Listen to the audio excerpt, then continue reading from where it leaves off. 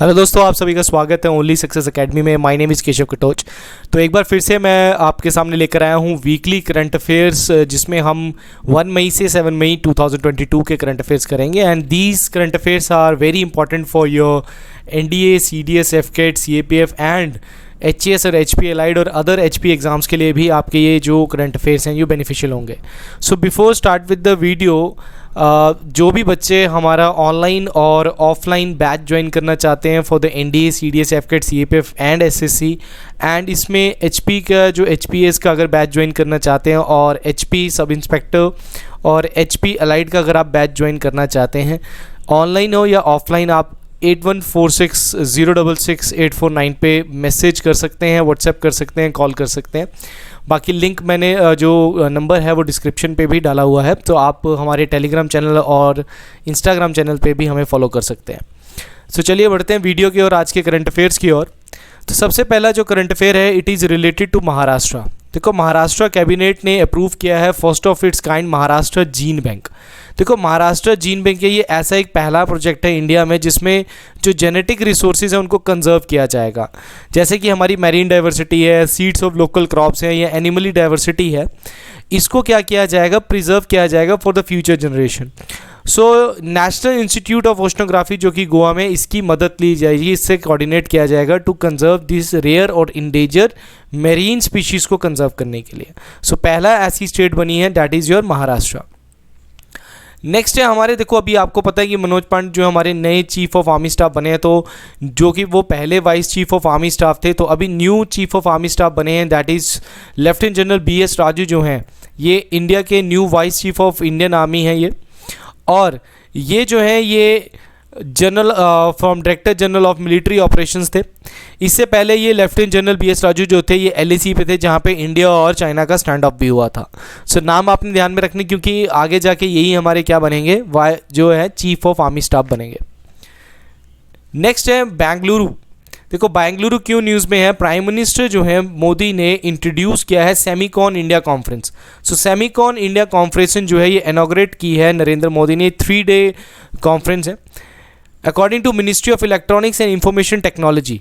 3 दिन की ये कॉन्फ्रेंस है। इसमें प्राइम मिनिस्टर जो है, इनका जो मेन ऑब्जेक्टिव वो क्या है कि इंडिया को लीडर बनाना है इलेक्ट्रॉनिक मैन्युफैक्चरिंग में, सेमीकंडक्टर डिज़ाइन में, प्रोडक्शन और इनोवेशन में इंडिया को नंबर 1 बनाना है। देखो, अभी हम चाइना से क्या है बहुत कुछ खरीदते हैं। चाइना से हमारा जो IT है, अगर आप इलेक्ट्रॉनिक्स में देखते हैं तो चाइना नंबर 1 पे आता है। और इंडिया की काफ़ी सारी जो IT टेक्नोलॉजीज़ हैं वो सारी चाइना पे डिपेंड करती हैं। अगर ज़रा सा भी कोविड लग जाता है, जैसे अभी शंघाई में, बीजिंग में कोविड की सिचुएशन बहुत है, तो इससे इंडिया के जो लोग हैं, जो IT सेक्टर के हैं, जो इंपोर्ट करवाते हैं, चाहे वो कोई भी बिजनेसमैन हो, उनकी बिजनेसेस पे बहुत इफेक्ट पड़ रहा है, जिसकी वजह से इन्फ्लेशन भी जो है वो हाई हो रहा है।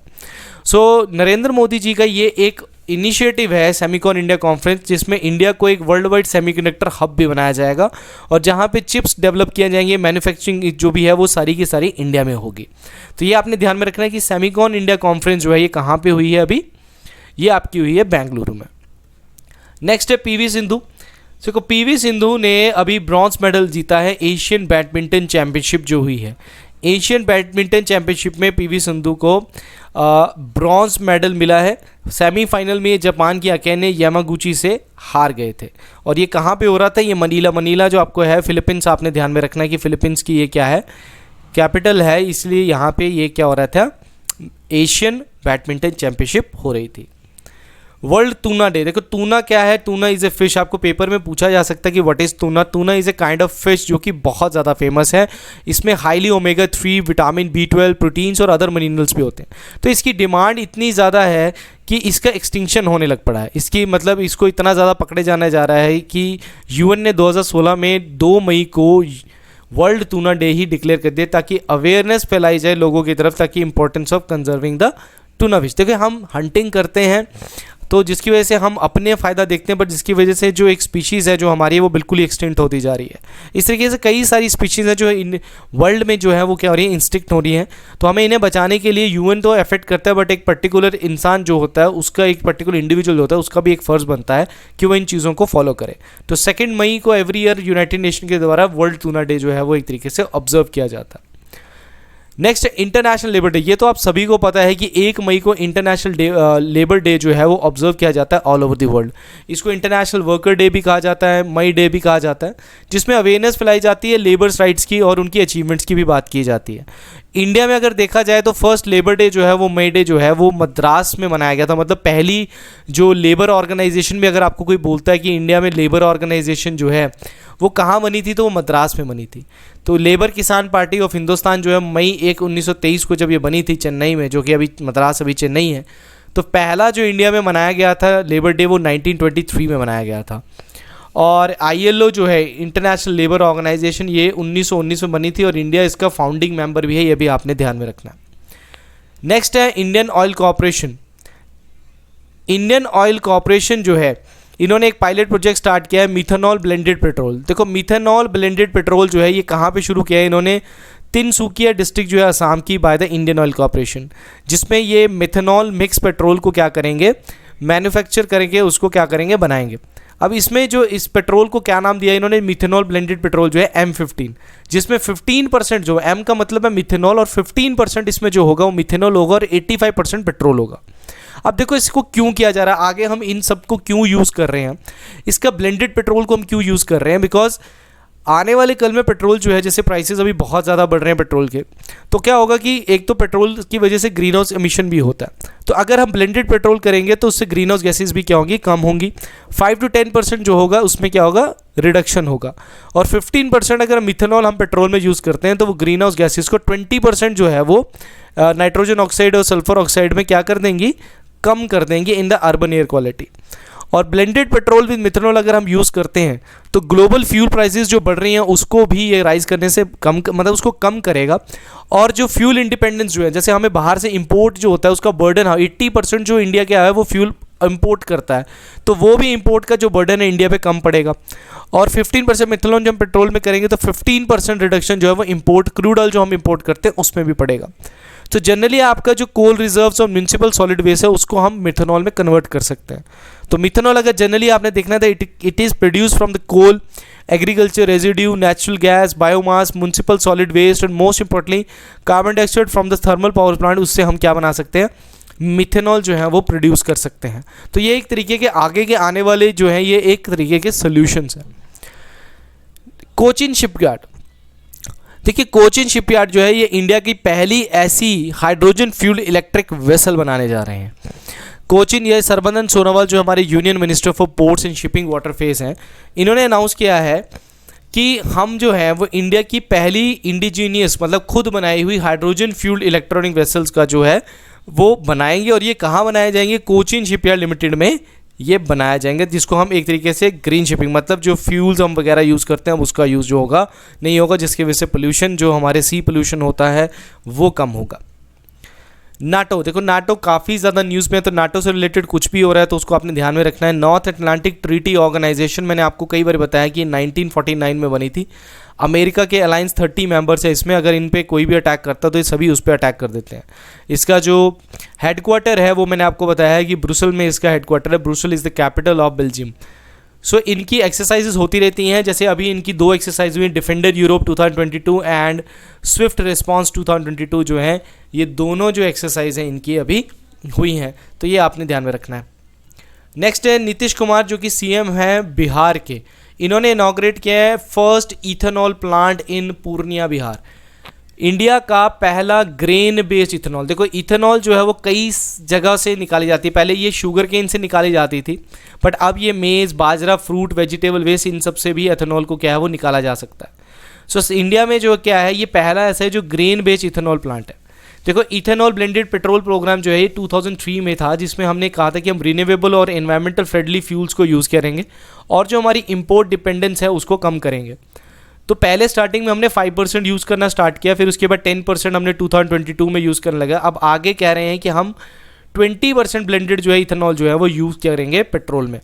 सो ये जो programme it is implemented in the according with the national policy on biofuels. तो ये आपने ध्यान रखना। और इसमें सबसे ज़्यादा फ़ायदा क्या है कि इसमें फार्मर्स का बहुत फ़ायदा। देखो ये सारे फार्मर्स प्रोडक्शंस हैं, मतलब सारे फार्मर्स, ये हमारे प्राइमरी सेक्टर से निकलने वाली चीज़ें हैं, तो ये सब एक तरीके से जो हमारे जो फार्मर्स है जिनकी डबल इनकम हम 2022 में कह रहे थे कि करेंगे, ये उनमें एक तरीके का भाग्य बनाएगा। मतलब एक तरीके से ये एक तरीके से एडवांटेज है उनके लिए कि इनकी जो इनकम है वो डबल हो सकती है यहाँ से। नेक्स्ट है Sangeeta Singh. Sangeeta Singh is the new chairman of CBDT means central board of direct taxes की न्यू जो चेयरमैन बनी है वो हैं संगीता सिंह। और CBDT जो है ये 1964 में बना था, ये आपने ध्यान में रखना है। तो जो अपॉइंटमेंट्स हैं इनके जस्ट नाम आपने ध्यान में रखने हैं। चलिए, ये क्वेश्चन आपका अभी CDS में भी आया था, CDS 1 2022 में, कि यूनिकॉर्न क्या होता है। तो यूनिकॉर्न वो होता है जो इसकी वैल्यूएशन 1 बिलियन होती है और जो कि स्टॉक मार्केट में लिस्टेड नहीं है, बट वो एक स्टार्टअप है। सो इंडिया का 100th यूनिकॉर्न जो है वो न्यू बैंकिंग फिनटेक पोर्टल जो है, जिसका नाम क्या है, ओपन उसका नाम है। तो ये इंडिया की 100th यूनिकॉर्न बना है। सो इंडिया 3rd नंबर पे आया है जिसमें हम कह सकते हैं कि यूनिकॉर्न्स जो इंडिया जो एक तरीके से इस्टेब्लिश कर रहा है एज ए स्टार्टअप्स जो है, जो आ रहे हैं, जिनके जो टर्नओवर है वो 1 बिलियन है। तो US और चाइना के बाद UK आता था, UK को ओवरटुक किया है इंडिया ने और 3rd नंबर पे बना है, जो कि वर्ल्ड में सबसे ज़्यादा यूनिकॉर्न्स पैदा करता है। पैदा करने का मतलब यहाँ पे मैं ये कहना चाहता हूँ कि जो कि सबसे ज़्यादा यूनिकॉर्न्स देता है, डेवलप कराता है। INS विक्रांत, आप सभी ने नाम सुना होगा INS विक्रांत का। INS विक्रांत जो है एक तरीके का एयरक्राफ्ट कैरियर, देखो इस तरीके से दिखता है एयरक्राफ्ट कैरियर। एयरक्राफ्ट कैरियर का आप ये देख सकते हैं कि एयरक्राफ्ट कैरियर नेवी की बैकबोन होती है। अगर कभी भी आप किसी देश पे युद्ध करना चाहते हैं तो देखो इस पे एरोप्लेन्स होते हैं। एरोप्लेन्स क्या होते हैं, आप डायरेक्टली अपने देश से नहीं लेके जा सकते, पेट्रोल उस पर मतलब फ्यूल लगता है एक तरीके से। तो अब क्या होता है कि आप किसी देश के बाउंड्री पे जाके या फिर उसकी नियर बाय आप क्या कर सकते हैं, जैसे आप सपोज करो ये इंडिया है, तो अगर इंडिया 1-2 अगर यहाँ पे एयरक्राफ्ट कैरियर को खड़ा कर देता है तो इंडिया का ये पूरा कोस्ट को क्या कर देता है, संभाल लेता है।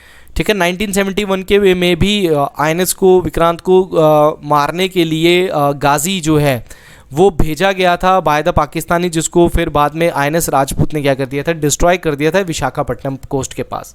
सो INS विक्रांत इंडिया का इंडिजीनियस एयरक्राफ्ट कैरियर है, मतलब टोटली इंडिजीनियस नहीं है, इसमें कई सारी चीज़ें हमने बाकी देश की हेल्प से भी ली है, बट इंडिजीनियस ने बोलेंगे क्योंकि ये इंडिया में ही बना है और मैक्सिममली इंडिया में बना है। सो इसको IAC भी बोलते हैं, इंडिया IAC विक्रांत। तो इंडिया का ये एयरक्राफ्ट कैरियर 40,000 टन का है, ये अब इंडिया की नेवी में शामिल हो सकता है क्योंकि इसके जितने भी सी ट्रायल हैं वो हो चुके हैं। तो इसमें मेनली जो आपको फाइटर जेट मिलेगा MiG-29K मिलेगा, कमॉफ 31 हेलीकॉप्टर्स मिलेंगे, MH-60R मल्टी रोल हेलीकॉप्टर्स भी इसमें मिलेंगे।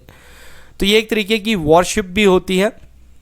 और अगर आप इंडिया के देखो तो इंडिया के पास अभी 2 एयरक्राफ्ट कैरियर हैं। पहला आपके पास INS विक्रमादित्य हैं जो कि हमने रशिया से ख़रीदा था, और एक हमने खुद बनाया INS विक्रांत, और अभी हम एक और बनाने जा रहे हैं, दैट इज़ IAC-2। या IAC-1 था, IAC-2 भी हम बनाने जा रहे हैं, बट उसको अभी टाइम लगेगा। तो देखिए दुनिया में सबसे ज़्यादा अगर आप बोलोगे तो एयरक्राफ्ट कैरियर जो है वो US के पास है।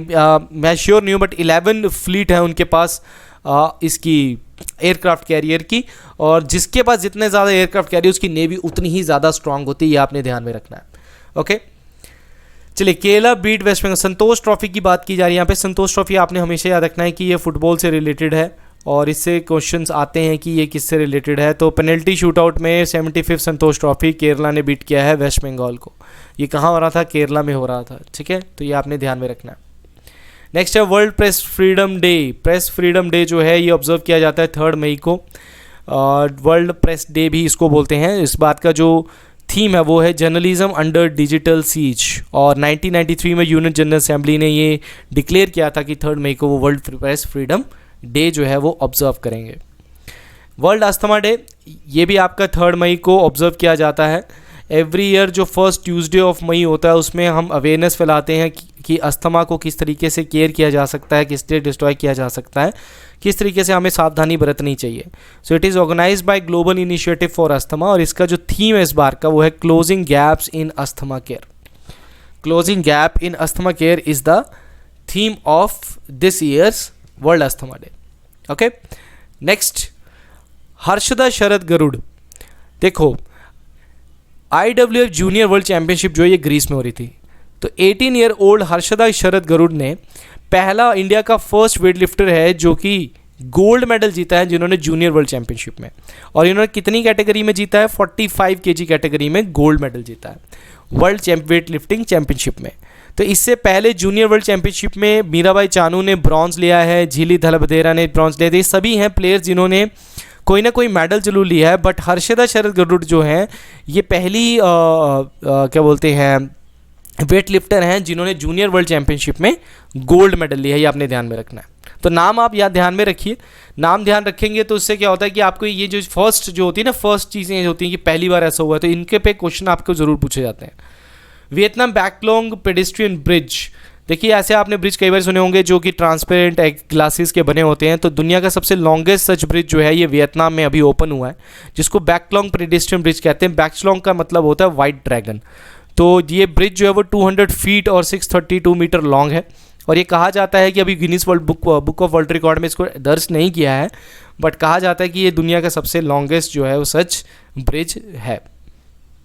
Next, world press freedom index, इसके ऊपर काफ़ी ज़्यादा चर्चा हुई है। सो इंडिया का जो रैंक है वो वर्ल्ड प्रेस फ्रीडम इंडेक्स में 150 आया है। मतलब इंडिया, पाकिस्तान का रैंक 157 है, उसके नीचे आप श्रीलंका वगैरह देखेंगे तो इंडिया से ठीक रैंक है उनका। तो वर्ल्ड प्रेस फ्रीडम इंडेक्स कौन देता है? रिपोर्टर सैन फ्रंटियर्स, मतलब जिनको आप बोल सकते हो रिपोर्टर विदाउट बॉर्डर्स जो हैं ये पब्लिश करते हैं। सो इवैल्यूएशन जो होती है वो 5 इंडिकेटर्स पे होती है, दैट इज़ लीगल फ्रेमवर्क होता है, political context, social culture context, safety point of view भी देखा जाता है, इकोनॉमिक कॉन्टेक्स्ट भी देखा जाता है। और इंडिया का रैंक इतना कम इसलिए क्योंकि लास्ट काफ़ी सालों से इंडिया में जो है ये जो 2020 में ये इंडेक्स देने लगे थे, तो उसके बाद इंडिया में काफ़ी ज़्यादा रिपोर्टर्स की जो है वो डेथ हुई है, जिसकी वजह से इंडेक्स में इंडिया का जो रैंक है वो अच्छा नहीं है। टॉप किया है नॉर्वे ने, सेकंड डेनमार्क एंड थर्ड जो है वो स्वीडन है। नंद मूलचंदानी, देखिए नंद मूलचंदानी इंडियन बॉर्न और इंडियन ओरिजिन है, जिनको अभी चीफ टेक्नोलॉजी ऑफिसर चुना गया है सेंट्रल इंटेलिजेंस एजेंसी, जो कि अमेरिका, जैसे हमारी रॉ होती है उसी तरीके से अमेरिका की CIA जो कि फर्स्ट लाइन डिफेंस होती है यूनाइटेड स्टेट्स की। तो CIA जो है इसके फाउंडर थे हैरी एस ट्रूमैन, और 1947 में एजेंसी फाउंड हुई थी, और इसके हेडक्वार्टर आपको वर्जीनिया में मिलेंगे यूनाइटेड स्टेट में, और इसके जो डायरेक्टर हैं अभी वो विलियम जे बर्न्स हैं।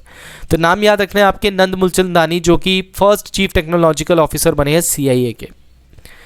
DD नेशनल का एक पेट शो था जिसका नाम था best friend for ever. So best for ever को अभी exchange for media news broadcasting award जो दिया गया है। ये एक TV सीरीज़ है जो कि आपकी दूरदर्शन के ऊपर आती है। हाफ एन आवर का weekly live phone in show on DD national होता है, जिसमें where 2 pet experts guide people on how to take the care of their pets. तो किस तरीके से आप उनके फूड, न्यूट्रिशन और हेल्थ को देख सकते हैं, और किस तरीके से आप अपने पेट को सुधार सकते हैं, उनकी वैक्सीनेशन कर सकते हैं। जनरली आप कोई अगर पेट रखते हैं तो उसकी केयर आपने कैसे करनी है उसके बारे में बताया जाता है। नेक्स्ट है खेलो इंडिया यूनिवर्सिटी गेम्स जो है ये कहाँ पे हो रहे थे? आपके बेंगलुरु में हो रहे थे, और इसका जो मेस्कॉट है उसका वीरा, ये मैंने आपको करंट अफेयर में बताया भी है कि वीरा जो था वो उसका मेस्कॉट था। सो जैन यूनिवर्सिटी जो है उसने 20 गोल्ड लिए, जो कि फर्स्ट रैंकिंग पे आई हैं। सेकंड रैंकिंग पे आई है लवली प्रोफेशनल यूनिवर्सिटी LPU जो कि जलंधर में है 17 गोल्ड्स के साथ, और थर्ड पे आई है पंजाब यूनिवर्सिटी चंडीगढ़ जो है ये आपकी 15 गोल्ड मेडल्स के साथ थर्ड रैंक पे ही है। तो आपकी खेलो इंडिया यूनिवर्सिटी गेम्स जो है किसने जीती हैं? जैन यूनिवर्सिटी ने जीती हैं। इंडिया नॉर्डिक समिट, देखो अभी नरेंद्र मोदी हमारे जो प्राइम मिनिस्टर हैं ये काफ़ी देश के दौरों पे थे, ये फ्रांस भी गए हैं, ये डेनमार्क में गए थे अभी, जहाँ पे उन्होंने नॉर्डिक कंट्री के सभी देशों के प्रधानमंत्री से मुलाकात की थी। सो ये मेनली कहाँ पे हुई थी? The capital of Denmark that is Copenhagen, जहाँ पे नॉर्डिक कंट्रीज़ जो हैं उन्होंने इंडिया को परमानेंट मेंबरशिप देने के लिए इंडिया को सपोर्ट किया है। अब इसमें इन्होंने बोला कि क्लाइमेट चेंज के लिए भी वो एक साथ क्या है काम करेंगे। नरेंद्र मोदी जो है उन्होंने नॉर्डिक कंपनी को सागरमाला प्रोजेक्ट में, मतलब ब्लू इकोनॉमी, मतलब एक तरीके से आप बोल सकते हो कि जो हमारे पोर्ट्स हैं उनको डेवलप करना, और जो सागरमाला प्रोजेक्ट है जनरली आप देखेंगे तो सागरमाला प्रोजेक्ट क्या है कि जो हमारे मेजर पोर्ट्स हैं, जितने भी 13 मेजर पोर्ट्स हैं और जो छोटे छोटे पोर्ट्स हैं उनको रेलवे के थ्रू कनेक्ट करना, सड़कों के थ्रू करना, और उनको हाई लेवल, मतलब दुनिया के लेवल के पोर्ट्स बनाना, जो कि एक तरीके से ब्लू इकोनॉमी को क्या करेंगे? प्रमोट करेंगे। अगर नॉर्डिक कंट्रीज़ की आप बात करोगे तो आप नॉर्थ पोल की साइड पे देखोगे आपको 5 कंट्रीज़ मिलेंगी, Denmark, Finland, Iceland, Norway, Sweden और फ्रॉय आइलैंड्स जो हैं, जो कि एक आर्चिपेलागो। आर्चिपेलागो का मतलब होता है group of islands. So group of islands हैं ये, जो कि किसके अंडर आते हैं? डेनमार्क के अंडर आते हैं। तो 5 कंट्री हैं, डेनमार्क हो जाएगा, ओके, फिनलैंड हो जाएगा, फिनलैंड के बाद आइसलैंड हो जाएगा, ओके, एंड देन नॉर्वे। इन सब का कैपिटल आपने ध्यान में रखना है, देन स्वीडन, ठीक है ना। सो ये आपको 5 कंट्रीज जो हैं ये आपको नॉर्डिक कंट्रीज में दिखेंगी। अगर आपसे कोई पूछे कि स्कैंडिनेवियन कंट्रीज कौन सी हैं, स्कैंडिनेवियन कंट्रीज में से आप लैंड वाली कंट्रीज को निकाल दें, आइसलैंड और फिनलैंड को निकाल दें, तो डेनमार्क, नॉर्वे और स्वीडन जो है ये तीनों की तीनों क्या है? स्कैंडिनेवियन कंट्रीज हैं, ये भी आपने ध्यान में रखना है। तो पहली इंडिया नॉर्डिक समिट जो है वो 2018 स्टॉकहोम स्वीडन में हुई थी। तो इसके बाद यूनाइटेड स्टेट ही एक ऐसी कंट्री जिसका नॉर्डिक कंट्री के साथ डायरेक्ट लेवल पे जो है वो एंगेजमेंट है, मतलब जैसे यूरोपियन यूनियन के साथ डायरेक्ट एंगेजमेंट हो सकता है, तो US is the only country जिसका डायरेक्टली नॉर्डिक कंट्री के साथ कोई ना कोई समिट या लेवल ऑफ एंगेजमेंट है। तो India is the second country. Next है इसरो का 2024 में वीनस मिशन। तो वीनस जो है वो, अगर आप सन की बात करेंगे तो मरकरी और वीनस आता है सेकंड नंबर पे, देन आपका अर्थ आता है, देन मार्स आता है। तो अगर आप देखेंगे तो वीनस का ये मिशन है, ये इसरो ने कहा है कि वो 2024 में इसको लॉन्च करेंगे, और अगर 2024 में लॉन्च करते हैं तो 2025 में ये जो है वीनस के पास पहुंचेगा। और उस टाइम पे जो ये पोजीशन है, मतलब इन्होंने बोला है कि Earth and Venus would be aligned in a manner that would be required minimum amount of propellant, मतलब आपको फोर्स कम लगेगी spacecraft to enter the orbit of the Venus. तो ऑर्बिट में घुसने के लिए हमारे को ज़्यादा फोर्स लगेगी, और ऐसी जो स्थिति है ये 2025 में ही बन रही है। ऐसी अलग इसके बाद जो स्थिति है वो 2031 में बन रही है, मतलब हमें 6 साल वेट करना पड़ेगा अगर ये हमारा सक्सेसफुल नहीं होता है। तो वीनस के एटमॉस्फेयर में सल्फ्यूरिक एसिड जो है उसने पूरा कवर कर रखा है, और CO2 ने भी जो है वो कवर कर रखा है पूरे प्लैनेट को। दैट्स वाई मरकरी क्लोज है सन के, बट फिर भी वीनस जो है वो एक हॉटेस्ट प्लैनेट है, क्योंकि वहाँ पे ग्रीन हाउस इफेक्ट की वजह से जो टेम्परेचर है वहाँ का ज़्यादा है। तो ध्यान में रखना 2024 में वीनस मिशन को इंडिया भेज रहा है, इसरो भेज रहा है।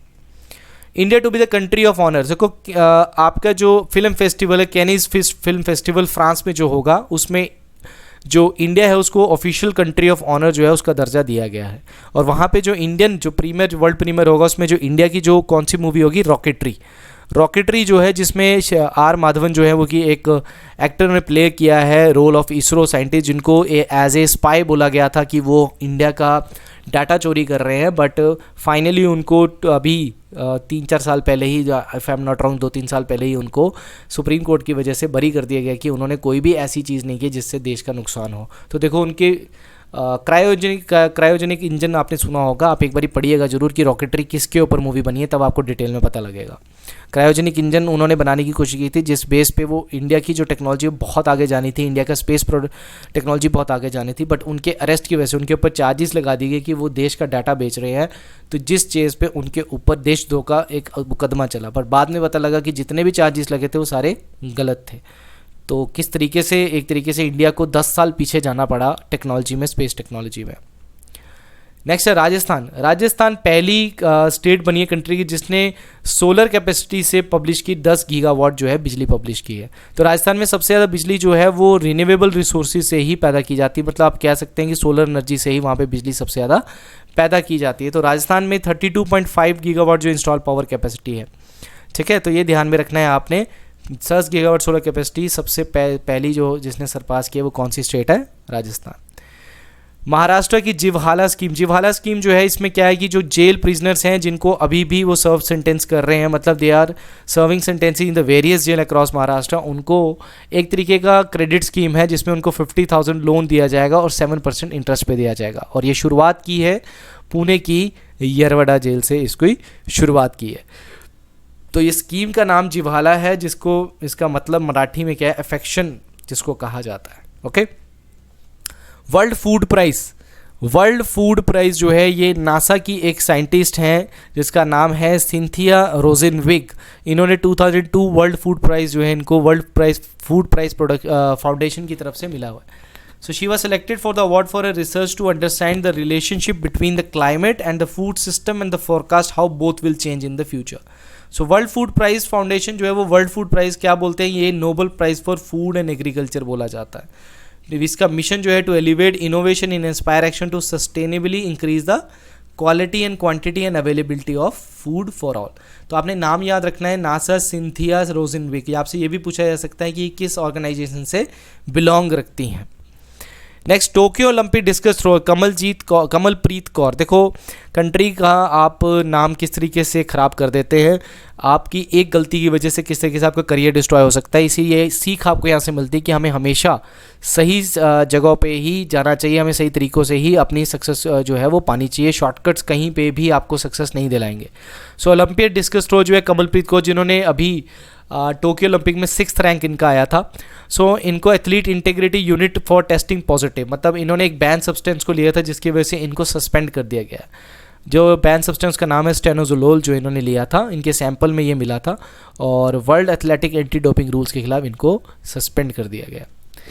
RPF launches, railway protection force launches focus effort under operation सतर्क। देखो ऑपरेशन सतर्क जो है वो रेलवे प्रोटेक्शन फोर्स ने अभी लॉन्च किया है, जिसमें वो क्या है कि रेलवेज़ के थ्रू जो टबैको प्रोडक्ट्स की सेल हो रही है या फिर इसकी इलीगल जो टबैको प्रोडक्ट्स को जो है वो सीज़ किया जा रहा है, जो फेक करेंसी सर्कुलेट की जा रही है, इलिसिट लिक्विड जो सर्कुलेट की जा रही है, tobacco products, unaccounted gold, cash, जो भी चीज़ें रेलवे के थ्रू इलीगल वर्क हो रहा है उसको रोकने के लिए ये ऑपरेशन सतर्क जो है कि आरपीएफ ने लॉन्च किया है। Okay, next NCRTC national capital regional transport corporation ने, अभी देखो Alstom Sevli project in Gujarat जो है national capital region transport corporation को इंडिया की पहली semi high speed train regional rapid transit system के अंतर्गत बनाने का जो है वो कॉन्ट्रैक्ट मिला है। Manoj Joshi secretary of ministry of housing and affairs ने ये प्रेजेंट किया है। देखो आरआरसी ट्रेन जो है इंडिया में क्या है कि अब इंडिया में एक सेमी हाई स्पीड ट्रेन बनाई जाएगी जिनकी स्पीड जो है वो 180 किलोमीटर पर आवर होगी, और ये जो 17 किलोमीटर का रूट है ये आपका सहीबाबाद और दुहाई के बीच में आपको मिलेगा, और ये 2023 में ऑपरेशनल होगा, और इसका एंटायर कॉरिडोर जो कंप्लीट होगा 2025 में होगा, ये आपने ध्यान में रखना है। And the last current affair is that world athletics day, जो कि 7 मई को जो है वो सेलिब्रेट किया जाता है to awareness about the importance of fitness and encourage them to play sports. तो basic objective world athletic day का क्या है कि जो पार्टिसिपेशन है यूथ की उसको एथलेटिक्स में बढ़ाना।